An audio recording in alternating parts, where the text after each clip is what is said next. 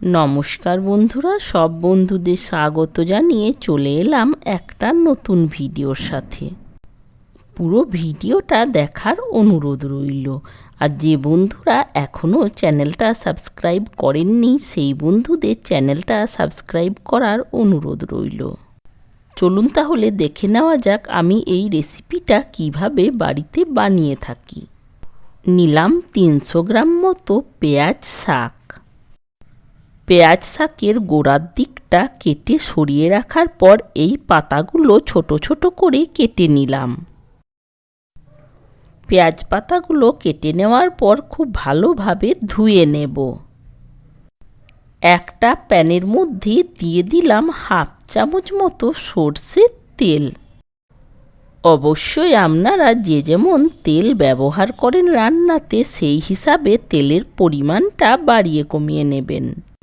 যে বন্ধুরা প্রতিনিয়ত আমার ভিডিও দেখে থাকেন সেই বন্ধুরা জেনে থাকবেন আমি রান্নাতে তেলের পরিমাণটা একটু কম ব্যবহার করি। তার সাথে দিয়ে দিলাম সামান্য কালো জিরে আর দিয়ে দিলাম পেঁয়াজ শাকের গোড়ার দিকটা। 2 থেকে আড়াই মিনিট একটু ভালোভাবে নাড়াচাড়া করে ভেজে নেব। 2-2.5 মিনিট ভাজা হয়ে গেছে। এবার এর মধ্যে দিয়ে দিলাম হাফ কাপ মতো মুসুর ডাল। মুসুর ডালটা দিয়েও 1 মিনিট মতো নাড়াচাড়া করে নেব। মুসুর ডালটা দিয়ে 1 মিনিট মতো নাড়াচাড়া করে নিলাম।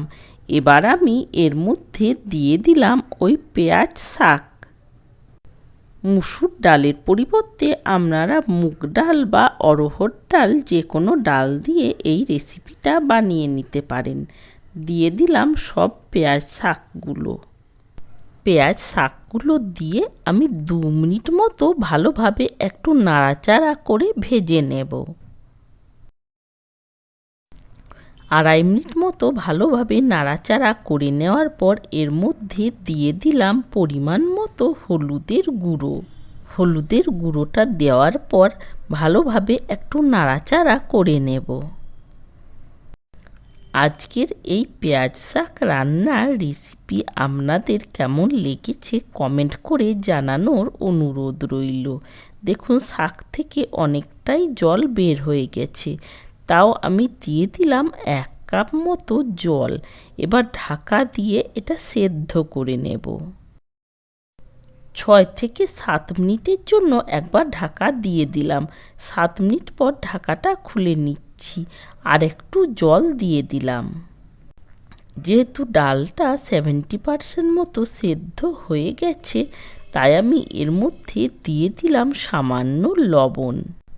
লবণটা দিয়েও বেশ ভালোভাবে একটু নাড়াচাড়া করে নেব। আর একবার 5-6 মিনিটের জন্য ঢাকা দিয়ে সেদ্ধ করে নেব। 5 থেকে 6 মিনিটের জন্য ঢাকা দিয়ে দিয়েছিলাম। এবার ঢাকাটা খুলে নিলাম। শাক আর ডাল বেশ ভালোভাবে সেদ্ধ হয়ে গেছে। আর এই রেসিপিটা এই রকমভাবে একটু শুকনো শুকনো রাখতে হবে। এবার এটা নামিয়ে নিলাম। ওই প্যানের মধ্যেই দিয়ে দিলাম সামান্য সর্ষের তেল। তেলটা প্যানের মধ্যে ভালোভাবে ছড়িয়ে নেওয়ার পর দিয়ে দিলাম কয়েক কোয়া রসুন। তার সাথে দিয়ে দিলাম 3 পিস মতো চেরা কাঁচা লঙ্কা। রসুন আর কাঁচা লঙ্কা বেশ ভালোভাবে একটু নাড়াচাড়া করে ভেজে নেব। রসুন আর কাঁচা লঙ্কা বেশ ভালোভাবে ভাজা হয়ে গেছে। এবার আমি এর মধ্যে দিয়ে দিলাম 300 গ্রাম মতো চিংড়ি মাছ।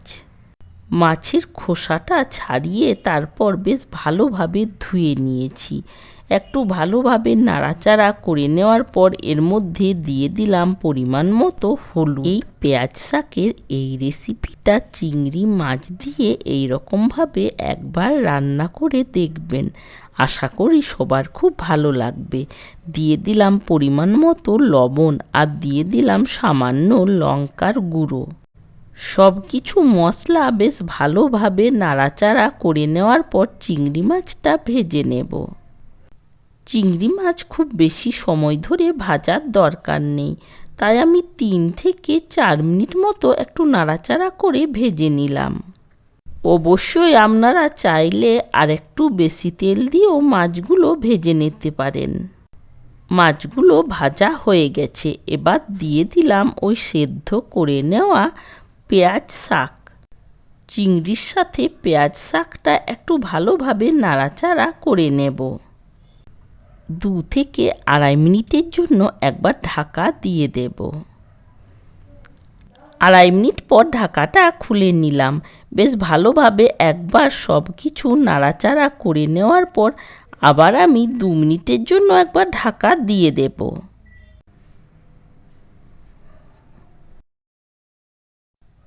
2 মিনিট পর ঢাকাটা খুলে নিলাম।